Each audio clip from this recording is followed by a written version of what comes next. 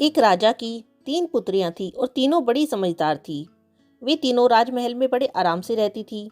एक दिन राजा अपनी तीनों पुत्रियों के साथ भोजन कर रहे थे। अचानक राजा ने बातों ही बातों में अपनी तीनों पुत्रियों से कहा, एक बात बताओ, तुम तीनों अपने भाग्य से खाती पीती हो या मेरे भाग्य से? दो बड़ी पुत्रियों ने कहा, पिताजी, हम आपके भाग्य से खाते हैं। यदि आप हमारे पिता महाराज न होते तो हमें इतनी सुख सुविधा और विभिन्न प्रकार के व्यंजन खाने को नसीब नहीं होते। ये सब आपके द्वारा अर्जित किया गया वैभव है जिसे हम भोग रहे हैं। पुत्रियों के मुख से यह बात सुनकर राजा को अपने आप पर बड़ा गर्व और खुशी हो रही थी। लेकिन राजा की सबसे छोटी पुत्री ने इसी प्रश्न के उत्तर में कहा, पिताजी, मैं आपके भाग्य से नहीं बल्कि स्वयं के भाग्य से यह सब वैभव भोग रही हूँ। छोटी पुत्री के मुख से ये बात सुनकर राजा के अहंकार को बड़ी ठेस लगी। उसे गुस्सा भी आया और शोक भी हुआ, क्योंकि उसे अपनी छोटी पुत्री से इस प्रकार के जवाब की आशा नहीं थी। समय बीतता गया, लेकिन राजा अपनी सबसे छोटी पुत्री की वह बात नहीं भुला पाया और समय आने पर राजा ने अपनी दोनों बड़ी पुत्रियों का विवाह दो राजकुमारों से करवा दिया, परंतु सबसे छोटी पुत्री का विवाह क्रोध के कारण एक गरीब लकड़हारे से कर दिया और विदाई देते समय उसे वह बात याद दिलाते हुए कहा, यदि तुम अपने भाग्य से राजवैभव का सुख भोग रही थी तो तुम्हें उस गरीब लकड़हारे के घर में भी वही राजवैभव का सुख प्राप्त होगा, अन्यथा तुम्हें भी यह मानना पड़ेगा कि तुम्हें आज तक जो राजवैभव का सुख मिला वह तुम्हारे नहीं बल्कि मेरे भाग्य से मिला।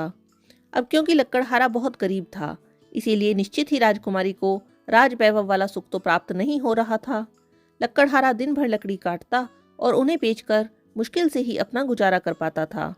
राजकुमारी के दिन बड़े ही कष्टदायी बीत रहे थे, लेकिन वह निश्चित थी, क्योंकि राजकुमारी यही सोचती थी कि यदि उसे मिलने वाले राजवैभव का सुख उसके भाग्य से उसे मिला था तो निश्चय ही वह सुख गरीब लकड़हारे के यहाँ भी उसे मिलेगा। एक दिन राजा ने अपनी सबसे छोटी पुत्री का हाल जानना चाहा तो उसने अपने कुछ सेवकों को उसके घर भेजा और सेवकों से कहलवाया कि राजकुमारी को किसी भी प्रकार की सहायता चाहिए तो वह अपने पिता को याद कर सकती है, क्योंकि यदि उसका भाग्य अच्छा होता तो वह भी किसी राजकुमार की पत्नी होती। लेकिन राजकुमारी ने किसी भी प्रकार की सहायता लेने से मना कर दिया, जिससे महाराज को और भी ईर्ष्या हुई अपनी पुत्री से। क्रोध के कारण महाराज ने उस जंगल को ही नीलाम करने का फैसला कर दिया जिस पर लकड़हारे का जीवन चल रहा था।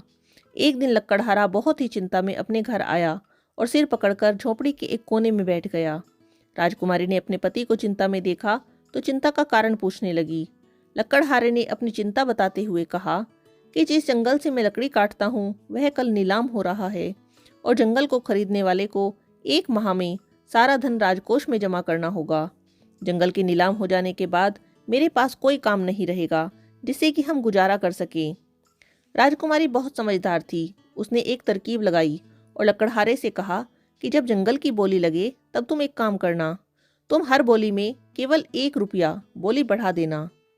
दूसरे दिन लकड़हारा जंगल गया और नीलामी की बोली शुरू हुई तो राजकुमारी के समझाए अनुसार जब भी बोली लगती तो लकड़हारा हर बोली पर 1 रुपया बढ़ाकर बोली लगा देता।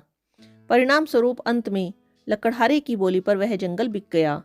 लेकिन अब लकड़हारे को और भी ज्यादा चिंता हुई, क्योंकि वह जंगल 5 लाख में लकड़हारे के नाम पर छूटा था, जबकि लकड़हारे के पास तो रात के भोजन की व्यवस्था हो जाए इतना पैसा भी नहीं था। आखिर घोर चिंता में घिरा हुआ वह अपने घर पहुंचा और सारी बात अपनी पत्नी से कही। राजकुमारी ने कहा, चिंता ना करें आप जिस जंगल में लकड़ी काटने जाते हैं वहां मैं भी आई थी एक दिन, जब आप भोजन करने के लिए घर पर नहीं आए थे और मैं आपके लिए भोजन लेकर आई थी। तब मैंने वहां देखा कि जिन लकड़ियों को आप काट रहे थे वह तो चंदन की थी। आप एक काम करें, आप उन लकड़ियों को दूसरे राज्य के महाराज को बेच दें, क्योंकि 1 महीने में जंगल का सारा धन चुकाना है तो हम दोनों मेहनत करके उस जंगल की लकड़ियां काटेंगे और साथ में नए पौधे भी लगाते जाएंगे। सारी लकड़ियां राजा को बेच दिया करेंगे। लकड़हारे ने अपनी पत्नी से पूछा कि क्या महाराज को नहीं मालूम होगा कि उनके राज्य के जंगल में चंदन का पेड़ भी है?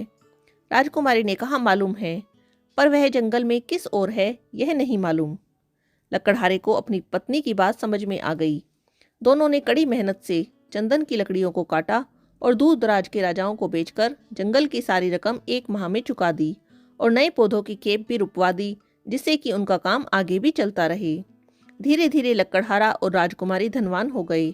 लकड़हारा और राजकुमारी ने अपना महल बनवाने की सोच एक दूसरे से विचार विमर्श करके काम शुरू करवाया। लकड़हारा दिन भर अपने काम को देखता और राजकुमारी अपने महल के कार्य का ध्यान रखती। एक दिन राजकुमारी अपने महल की छत पर खड़ी होकर मजदूरों का काम देख रही थी कि अचानक उसे अपने महाराज पिता और अपना पूरा राज परिवार मजदूरों के बीच मजदूरी करता हुआ नजर आता है। राजकुमारी अपने परिवार को देख सेवकों को तुरंत आदेश देती है कि उन मजदूरों को छत पर ले आए। सेवक राजकुमारी की बात मानकर वैसा ही करते हैं। महाराज अपने परिवार सहित महल की छत पर आ जाते हैं और अपनी पुत्री के महल को देख आश्चर्य से पूछते हैं कि तुम महल में कैसे। राजकुमारी अपने पिता से कहती है, महाराज, आपने जिस जंगल को नीलाम करवाया वह हमने ही खरीदा था, क्योंकि वह जंगल चंदन के पेड़ों का था। फिर राजकुमारी ने सारी बात राजा को कह सुनाई। अंत में राजा ने स्वीकार कर लिया कि उसकी पुत्री सही थी। संसार में सभी अपने नसीब से पाते हैं, सबका अपना भाग्य होता है और सबको अपने भाग्य से ही मिलता है।